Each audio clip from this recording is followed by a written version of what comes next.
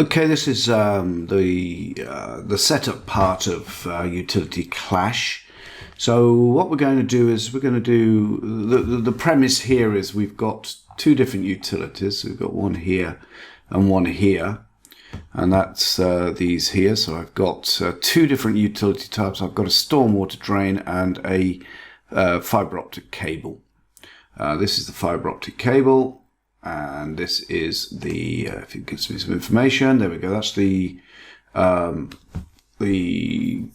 storm conduit, and this is the utilities communications conduit.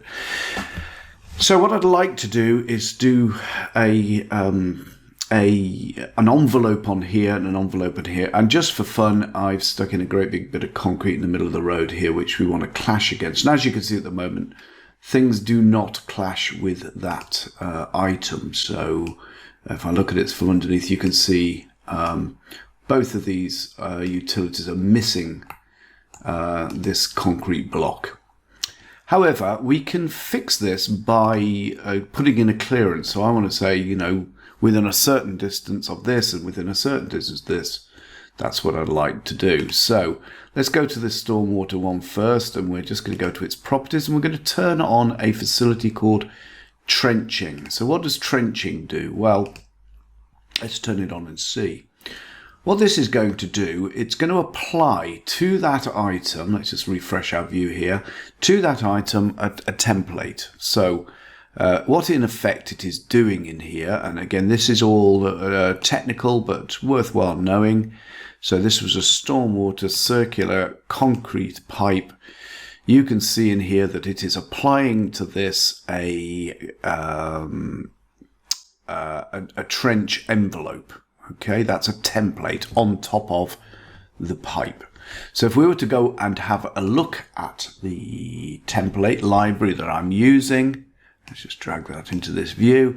This is the envelope and this is the circle that it's doing. And because pipes work to inverts, this is above the invert of the pipe by half of its diameter. So this should be 225 millimeters. Let's just check that. Yes, it is 225 because that's a 450 pipe. So that's why that's going in the middle. And the important thing in here is that's not important, although I could think about that later. The important thing here is the component itself, because this is going to make the three-dimensional mesh that's going to be the check. And you can see that I've got an envelope mesh which goes onto a certain level. Okay, probably called utility envelope if I remember correctly. Don't really like the name in there, but the name really doesn't matter. That I should have changed that to something sensible, but that doesn't really matter. Let's do the same thing for the this fiber optic. Now this is going to be slightly different in that this isn't a pipe. So with a fiber cable, there's not really a concept of invert. Okay, so you can see, oh dear, this is a little bit wrong. Now what I should have done is had a second template that applied to that called something else that was set out differently, but to be honest, it doesn't really matter. I know I can go and edit this template. This is the point I'm interested in, and this needs to be minus 0.15. There we go, and that'll fix that problem. So we'll apply that, close the box and okay it, refresh, and you can see. So now I've got a clearance of a certain amount here and a clearance of a certain amount here, and I don't know what that is, but it's different to this one. They're two different ones, and now you can see that this is now clashing with the block here, and this is clashing with the block here. And if we just look in the 3D view, let's make this like so. Oh, that's too dark. Let's ignore the lighting. Bear with me a second. Ignore lighting. You can see that, yeah, it's these two envelopes are cutting into here. So this is going to be, this utilities model is going to be the model I'm going to make my iModel from. So that's great. Let's close it. Go back to the project itself. Let's go to data validation and let's set up a clash test. Okay, so we're in the tests. Tests is We normally make rules, we make a test from rules and we view the results, but clash is a special thing, it has its own test, so I can go to clash detection. So we're going to go through the process in here of giving it a name, utility clash. We need a description, so I'm just going to do a cheat, copy and paste. We then pick the iModel we want to use, so we're going to go for the clash test. No, it was called utility clash. It was best to pick the right one. And let's pick the version, V1. We've only got one version.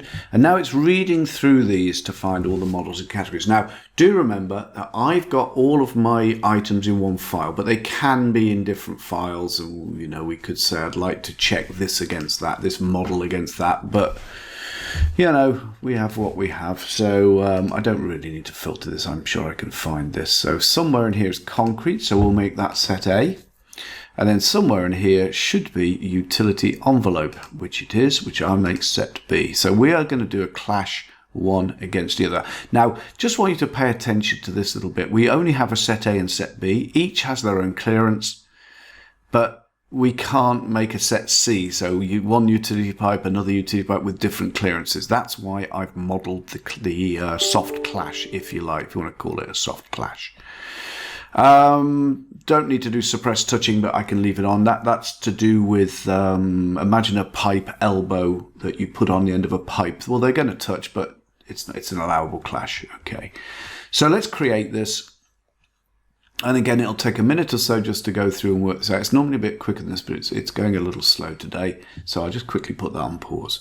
Okay, so again, test successfully made. There's my utility clash. We could modify it in here, but I'm just going to run this. So it's going to run the test. It'll tell me the test is running. And then I will get an email back from the server to tell me that my clash has run. And we can, of course, then look at the results. So there we go, starting one validation job. Let's put that away. One validation job, we can go and check the results in here. So that's gone, it's been started. When it completes, you will be sent a notification directing you to the results. So I'm going to have another notification in a moment. You'd think putting yourself on Do Not Disturb would stop notifications, but it doesn't. So yeah, that's going to go. So I'll put that on pause while I wait for that process. Remember, this is not happening on my machine. This is happening server side. And once that's finished, we get the notification. And that happened a bit quicker than I thought. So here we can see the utility clash, the one I've just done now. So that, yep, 1255, it's completed. And it's got the correct number of failures that I expected. I expect to have 2 failures, i.e. 2 clashes. So let's load those up. And while that's happening, I can hear the notifications coming in. And sure enough, there's the email that's just come to me. And we get a link directly to it. So that's good. So we're going to visualize the results. When we visualize the results, so let's just quickly have a look at here. So it's saying concrete versus utility envelope, concrete versus perfect. So we can go and visualize those results. Remember that they did not have to be utility envelope. I could have had utility envelope fiber, utility envelope concrete pipe. I could have had as many as I wanted. I just got a little lazy. If I show you this live, I'll show you both methods. So let's go to the first clash. Excellent. Now that is looking good to me. So we got a clash there. Well, I mean, it's good in that it's showing we'd rather not have any clashes. And then we got another one here. So previous clash, next clash, we've seen the 2 clashes. Clear as day against those envelopes. Okay. And again, like I said, I could have pointed the fiber optic one to a fiber optic envelope, or perhaps a utility, just to keep them all under the same letter for ease of finding, and then utility stormwater envelope. You know, I could have done pretty much whatever I like with that. So that's the workflow. It's oh, by the way, we could do things in here and make issues from this whole set. So I could go and, you know, select all the rows and make an issue from this if I wanted to. Okay.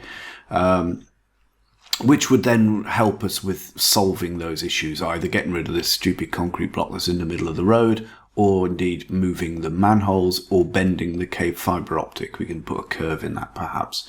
So there we go. It's a workflow. Mostly it's a workflow to do with OpenRoads Designer and not with iTwins.